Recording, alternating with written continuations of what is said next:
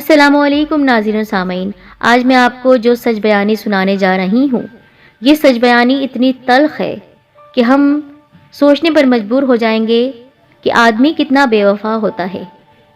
یہ سچ بیانی ہے ایک اپاہج عورت اور اس کے بے وفا شوہر کی۔ کس طرح وہ جیتی، کس طرح اس نے اپنے شوہر کو بدلا، آئیے سناتے ہیں آپ کو یہ کہانی۔ اس سے پہلے ہمارے چینل سیدہ وائس کو سبسکرائب کر دیں اور اس طرح کی پیاری پیاری کہانی سننے کے لیے بیل کو پریس کریں۔ میں کافی دیر سے لیونگ روم میں بیٹھی سوچوں میں غرق تھی۔ میں بیزار سی ویل چیئر دھکیلتی ہوئی بیڈ روم کی جانب بڑھی اور کمرے کا دروازہ کھول کے اندر داخل ہوئی، مگر احمد کو گہری نیند میں سوتا پا کر میں آہستگی سے واپس ہو گئی اور لیونگ روم میں آ کر ٹیبل پر رکھی کتاب کو اٹھا کر وقت گزاری کے لیے ورق گردانی کرنے لگی۔ ابھی مجھے وہاں بیٹھے زیادہ دیر نہیں گزری تھی کہ بیڈ روم سے آتی آوازوں پر میں چونک سی گئی۔ وہ احمد کی آواز تھی۔ تم کیوں میرا پیچھا نہیں چھوڑ دیتی؟ میری زندگی عذاب کر دی ہے۔ میں نے جیسے ہی کمرے کا دروازہ کھولا، احمد کو گھٹنوں کے بل بیٹھا خود کلامی کرتے پایا۔ اسے دیکھ کر میں گہری سانس بھر کے رہ گئی۔ کس سے بات کر رہے ہیں احمد؟ میں بولی۔ رکشی رکشی، یہاں مناہل ہے، احمد تیزی سے میرے پاس آتے ہوئے بولے اور خوفزدہ انداز میں میری ویل چیئر کو دونوں ہاتھوں سے مضبوطی سے پکڑ لیا۔ کدھر ہے مناہل؟ میں آنکھوں میں حیرت لیے اپنے اطراف میں دیکھتے ہوئے بولی۔ وہ دیکھو سامنے کھڑی ہے، احمد کھڑکی کی جانب اشارہ کرتے ہوئے مجھ سے بولے۔ احمد وہاں تو کوئی بھی نہیں ہے، آپ کا وہم ہے۔ میں نے احمد کو مطمئن کرنا چاہا۔ نہیں، وہ دیکھو مناہل وہاں سامنے کھڑی ہے، احمد میری بات کی تردید کرتے ہوئے بولے۔ احمد کیا ہو گیا ہے آپ کو؟ مناہل کو مرے ہوئے 1 ماہ ہو گئے ہیں، مگر آپ ایک ہی بات کی رٹ لگائے ہوئے ہیں کہ آپ کو مناہل نظر آتی ہے۔ میری بات پر احمد کے چہرے پر خوف کا سایہ لہرا گیا تھا، مگر وہ سامنے دیکھے جا رہے تھے جہاں مجھے کوئی بھی نظر نہیں آ رہا تھا۔ مجھے احمد کے چہرے پر پھیلی بے بسی دیکھ کر رحم سا آ گیا۔ احمد، آپ کو کیوں لگتا ہے کہ آپ کو مناہل کی روح نظر آتی ہے؟ میں اپنی ویل چیئر نزدیک لا کر ان کا ہاتھ تھام کر نرمی سے بولی۔ پتہ نہیں کیوں، مجھے خود نہیں پتا۔ اچھا آپ ابھی تو سو جائیں، میں احمد کی بات پر کچھ سوچتے ہوئے بولی۔ میں کیسے سو جاؤں؟ وہ سامنے کھڑی مجھے گھور رہی ہے، احمد خوفزدہ لہجے میں بولے۔ کوئی نہیں ہے ادھر، میں ہوں آپ کے ساتھ، چلے آپ سو جائیں۔ میری بات پر احمد بیڈ پر لیٹ گئے، مگر ان کے چہرے سے خوف آیا تھا۔ وہ پوری رات میں نے جاگتے ہوئے گزاری۔ صبح کچھ سوچ کے میں نے سیل فون اٹھایا اور اپنے کزن ادریس کا نمبر ملانے لگی۔ ہیلو، آج تو بڑے بڑے لوگوں نے ہمیں یاد کر لیا، دوسری جانب کال اٹھاتے ہی ادریس شرارت سے بولا۔ اس کی بات پر میں زور سے ہنس دی۔ تم نہیں بدلے، قسم سے وہی ہو اب تک۔ میری بات پر اس نے کہا لگایا۔ خیر خیریت کے بعد میں مطلب کی بات پر آ گئی۔ آج تم گھر پر ہو؟ میں نے اس سے پوچھا۔ ہاں میں گھر پر ہوں، وہ بولا۔ ٹھیک ہے، پھر میں اور احمد شام میں تمہاری طرف آئیں گے۔ خوش آمدید، ضرور آؤ، وہ خوشگوار لہجے میں بولا۔ چلو ٹھیک، پھر شام میں ملتے ہیں۔ میں نے اللہ حافظ کہتے ہوئے فون بند کر دیا۔ ادریس میرا کزن ایک بہت اچھا ماہر نفسیات ہے۔ میں آج اس سے خاص طور پر احمد کے سلسلے میں ملنا چاہ رہی تھی۔ احمد، آج شام ادریس نے ہمیں چائے پر بلایا ہے، میں کمرے میں داخل ہوتے ہوئے بولی۔ احمد کھڑکی کے پاس کھڑے باہر کا نظارہ کر رہے تھے۔ میرا دل نہیں ہے، تم چلی جاؤ، وہ مجھے دیکھے بنا بے دلی سے بولے۔ آپ کو تو پتا ہے میں آپ کے بنا کہیں بھی نہیں جاتی ہوں، میں نے ان کے قریب آتے ہوئے لگاوٹ سے بولا۔ اچھا چلتے ہیں، احمد کے حامی بھرنے پر میں نے شکر کا سانس لیا۔ شام کے 7 بجے میں اور احمد ادریس کے گھر پر تھے۔ نرمین اور بچے کہاں ہیں؟ میں نے ادھر ادھر دیکھتے ہوئے کہا۔ نرمین تو بچوں کے ساتھ اپنی امی کی طرف گئی ہوئی ہے۔ ادریس کی بات پر سر ہلا کر میں دوسری باتوں میں لگ گئی۔ چائے کافی خوشگوار ماحول میں پی گئی۔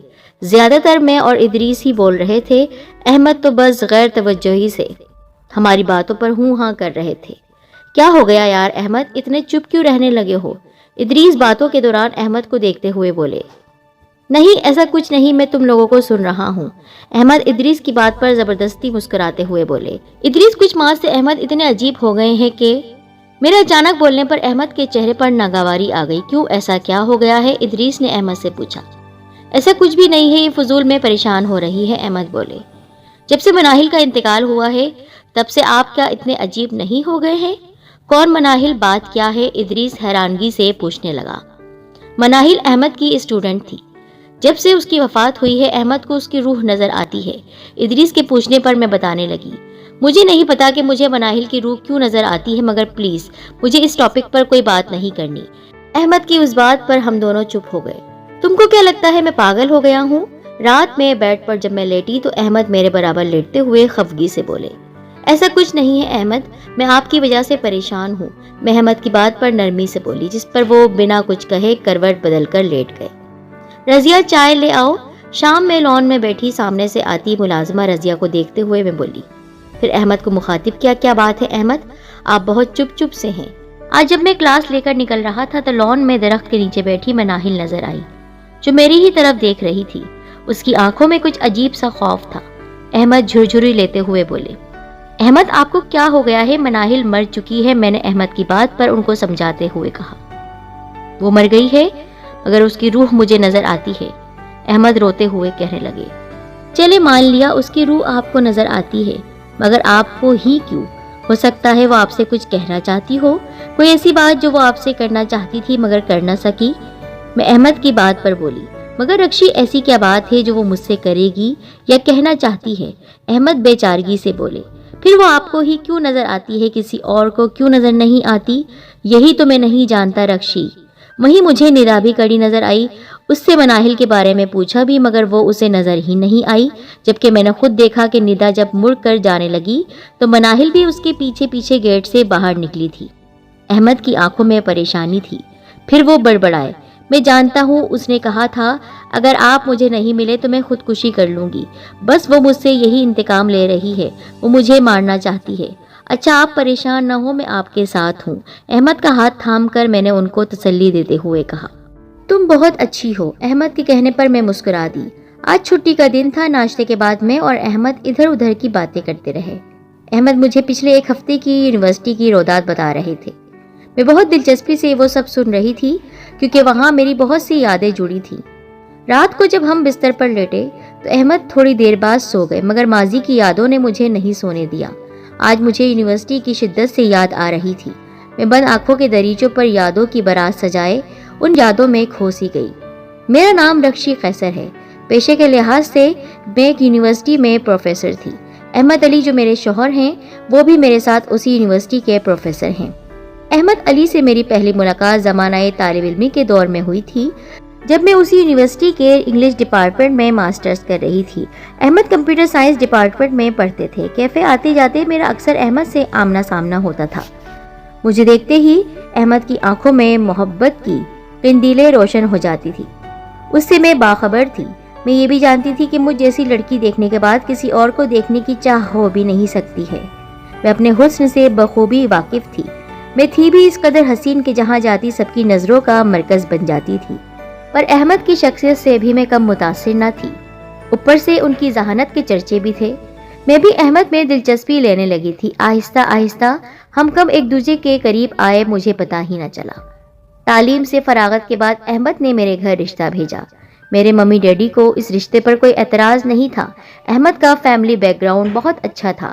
احمد کے ماں باپ حیات نہیں تھے، ایک بھائی تھے، وہ بھی بیوی بچوں کے ساتھ دبئی میں مقیم تھے۔ احمد کی بھابھی ہی میرے گھر رشتہ لے کر آئی تھی۔ گھر والوں کی رضامندی سے ہم دونوں کی بات طے ہو گئی تھی اور کچھ عرصے بعد میں احمد کی دلہن بن کے ان کے گھر آ گئی تھی۔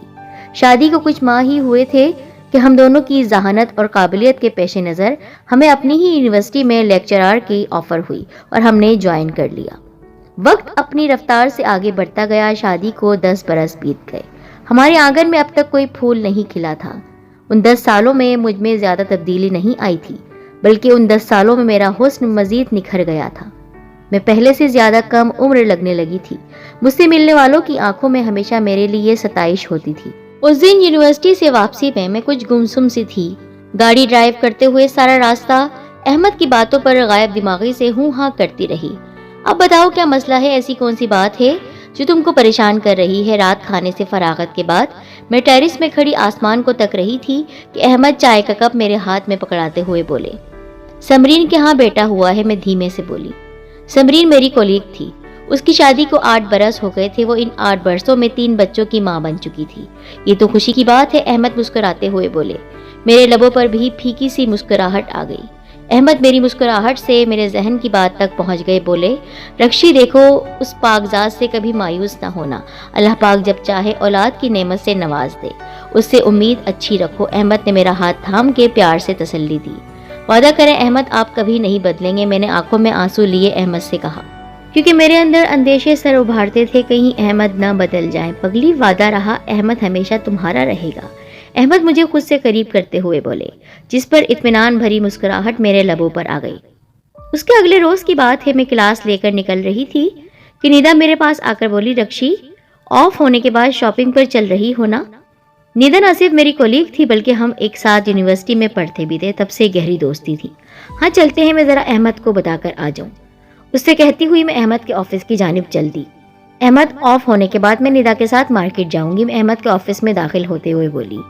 جو حکم یار، ویسے آج آپ گلابی رنگ میں غضب کی حسین لگ رہی ہیں، احمد شرارت سے مجھے دیکھتے ہوئے بولے۔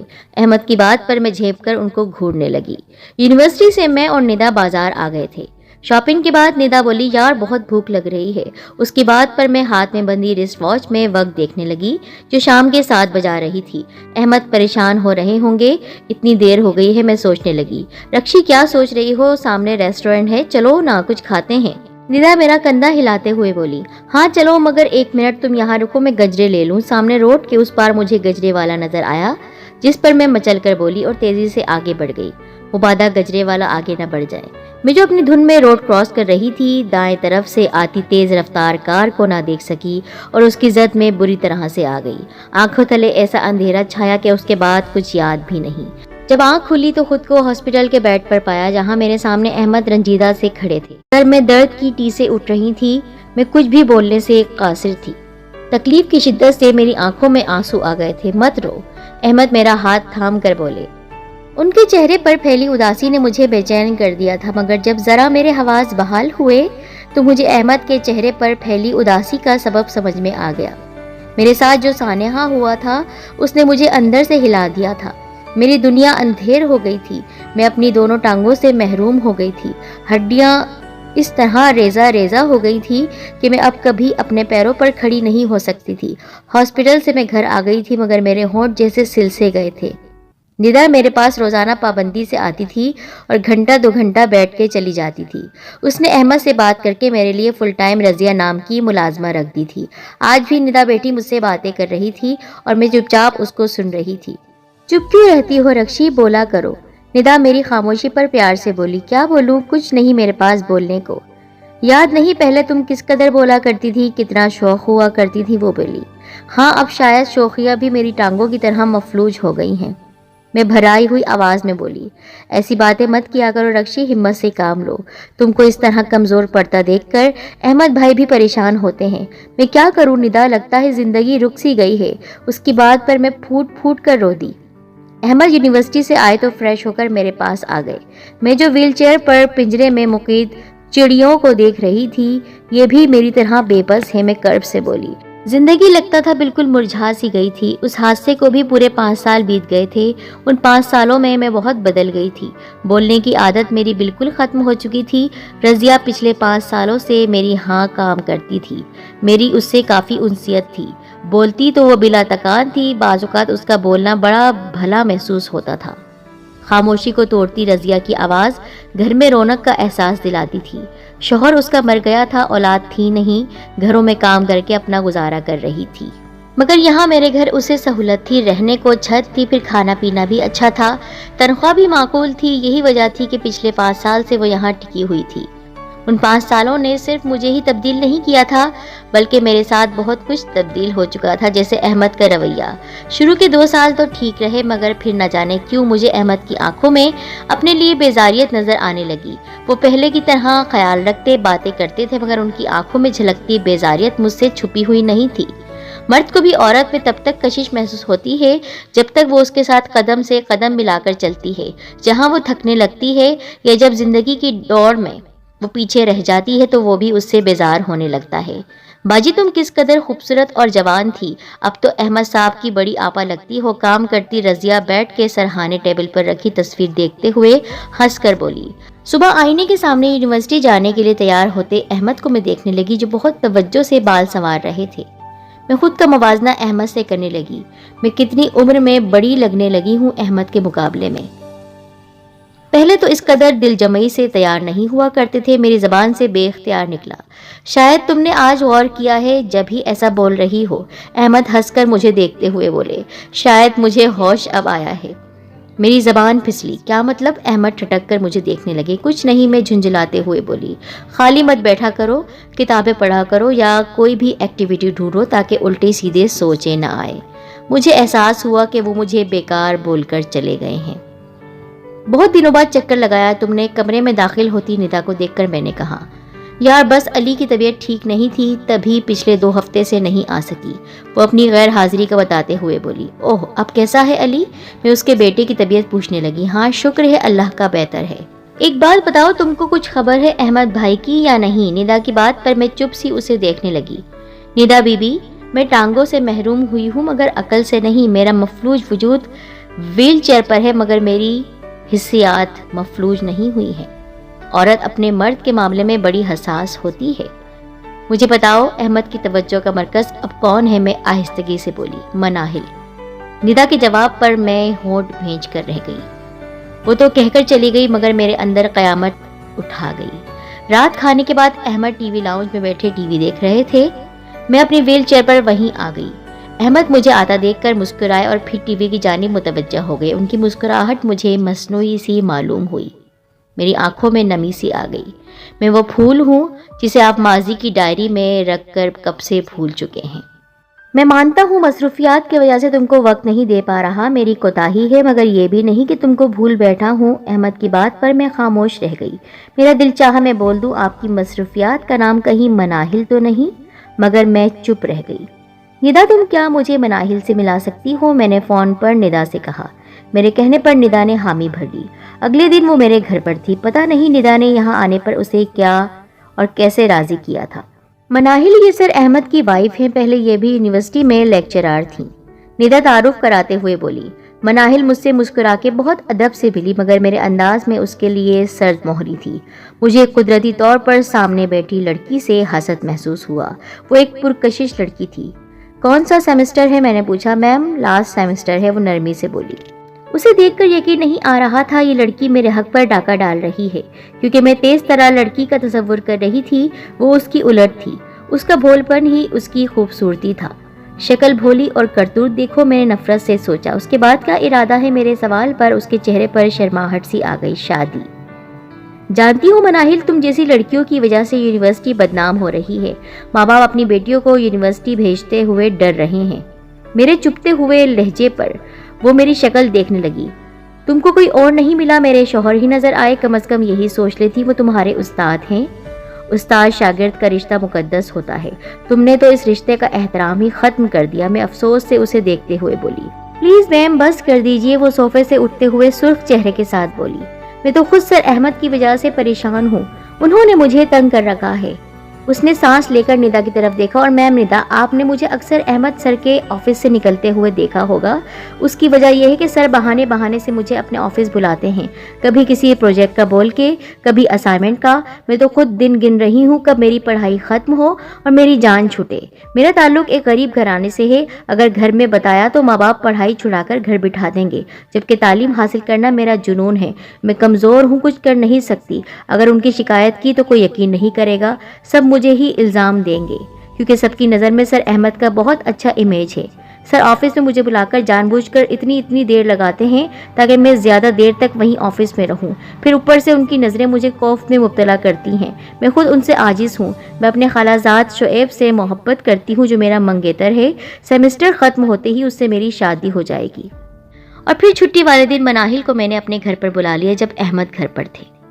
आखिर मैं चाहती थी अहमद अपने मुंह से इस बात का इकरार करे।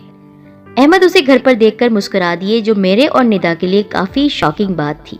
मनाहिल की आंखों में भी अहमद की मुस्कुराहट पर काफ़ी हैरानगी थी। अहमद, मनाहिल आपसे शिकायत करती है कुछ। हाँ भाई, क्या शिकायत है? अहमद उसके सामने सोफे पर बैठते हुए खुशगवारी से बोले। यही कि सर ने इस बार टेस्ट में नंबर ज्यादा नहीं दिए, अहमद कहकहा लगाते हुए बोले। मैं और निदा परेशानी से एक दूसरे की आंखों में देखने लगे। सर मुझे तंग करते हैं, बिला वजह का ऑफिस बुलाकर बहाने बहाने से मुझे रोकते हैं, मनाहिल हकलाते हुए बोली। बहुत अफसोस की बात है मनाहिल, आप अपने सर पर ऐसा बहतान लगा रही हैं। अहमद मनाहिल को मलामती नजरों से देखते हुए बोले। सर आपने मुझे कुछ दिनों पहले प्रपोज नहीं किया था? मनाहिल की बात पर मेरी आंखें फटी रह गई। व्हाट? आपका दिमाग दुरुस्त है जो आप ऐसी बातें कर रही हैं गिरी हुई? अहमद सोफे से खड़े होते हुए बोले। आप मेरी बीवी के सामने मुझ पर इल्जाम लगा रही हैं। शर्म आनी चाहिए। हकीकत यह है कि आप बहाने तलाशती हैं ऑफिस में बार बार आने के। आपके माली हालात अच्छे नहीं हैं। कई बार आपने मुझसे पैसे मांगे लेकिन आपको मैंने मना कर दिया तो आपने मुझे शादी की ऑफर कर दी, अहमद तेज आवाज में बोले। मैं और निदा बेयकीनी से मनाहिल को देख रहे थे जो हमसे इतना झूठ बोलती रही थी। बेहतर है अगली बार आप मेरे घर न आए, आप जा सकती हैं। मुझे अफसोस है तुमको अपने शोहर पर भरोसा नहीं रहा, रात में अहमद ने मुझे कोसते हुए कहा। और हाँ, जो अब चुप रहने लगा था मैं, जिसको तुम मेरी बेजारियत का नाम दे रही थी और कह रही थी कि मैं किसी लड़की के पीछे हूँ, तो ये लड़की मेरे पीछे लगी हुई थी और मुझे धमकी दे रही थी कि अगर मैंने इससे शादी न की तो ये खुदकुशी कर लेगी। मुझे माफ़ कर दो, मैंने तुम्हारे साथ बेवफाई की थी। तुम्हारी माजूरी के बाद मैं तुमसे बेजार रहने लगा था। फिर उन दिनों मनाहिल नज़र आई, मुझे वो अच्छी लगने लगी। मैं बहाने बहाने से उसे ऑफिस बुलाता था। मैंने उसे प्रपोज भी किया था। उसने जो बोला हुर्फ हुर्फ सच था, मगर मुझे उम्मीद नहीं थी तुम्हें वो सब बता देगी। जिस दिन उसका लास्ट पेपर था मैंने उसे ऑफिस में बुलाया और दोबारा शादी की ऑफ़र की, जिस पर वो गुस्से में चीखी। उसकी आवाज़ पर मैं डर गया था, उसकी आवाज़ बाहर न चले जाए। मैंने घबराकर उसके मुंह पर हाथ रखा, जिस पर उसने मेरे मुंह पर थप्पड़ मारा। उसका हाथ उठाना मुझे आपे से बाहर कर गया। मैंने उसका हाथ पकड़कर जोर से अपनी जानिब खींचा और उसे अपनी गिरफ्त में ले लिया। इससे पहले मैं कुछ करता, बाहर आते कदमों की चाप की आवाज़ पर मेरी गिरफ्त ढीली हो गई, जिस पर वह हाथ छुड़ाकर भाग गई। उसी शाम उसकी मौत की खबर मिली। उसने खुदकुशी कर ली थी। मैं समझ गया उसने मेरी वजह से ये कदम उठाया है। आपको आपके किए का एहसास हो गया, मेरे लिए इतना ही काफ़ी है। मैं आहिस्तगी से बोलती हुई व्हीलचेयर धकेलते हुए कमरे से बाहर लॉन में आ गई। खुली फजा में सांस लेते हुए मेरे लबों पर अपनी जीत की मुस्कुराहट थी। औरत तब तक नहीं हारती जब तक वो अपनी शिकस्त को तस्लीम न करे। निदा की उस बात ने सोच का एक नया दर खोल दिया था। ये सब खेल मेरा ही रचाया हुआ था। क्या करती, एक बीवी थी और अपना आशियाना मुझे बचाना था। क्योंकि मनाहिल रोती हुई जब मेरे घर आई थी, उसने मुझे अहमद की ऑफिस में बदतमीजी के बारे में बता दिया था, जिसे सुनकर मैं खून के घूंट पीकर रह गई थी। और मुझे पता था अहमद ऐसे नहीं उगलेंगे। इतने माह तक अहमद ने ज़बान नहीं खोली थी, ना इकरार किया था। इसी वजह से मनाहिल को अपने साथ मिलाकर मुझे ये सारा ड्रामा रचाना पड़ा था। मैं चाहती थी अहमद खुद इस बात का इकरार करें, अगली बार किसी भी लड़की के साथ ऐसा करते हुए 1000 बार सोचें। मुझसे बेवफाई की सज़ा भी तो मिलनी चाहिए थी। बस मैंने फैसला कर लिया था कि अब जब अहमद ने अपने गुनाह का इकरार करके मुझसे माफ़ी मांगी है, तो सबसे बड़ी बात उन्होंने अल्लाह से माफ़ी मांग ली है। तो मैंने सोचा अब उनकी सज़ा को ख़त्म कर दिया जाए तो अच्छा है ना। बचपन में नानी दादी के सुनाए किस्से कहानियाँ जहन में इस तरह बैठ जाती हैं कि इतना पढ़ लिख कर भी हम इस झूठ को झूठ नहीं समझते और जहन में भूत का तसव्वुर बांध देते हैं। एक हफ्ते बाद मनाहिल अपने शौहर के साथ हमेशा के लिए जद्दा जा रही है। उसके शौहर की वहीं नौकरी लग गई है। ये राज मेरे, निदा और मनाहिल के दरमियान सारी ज़िंदगी रहेगा, क्योंकि इसमें मेरी ही जीत है।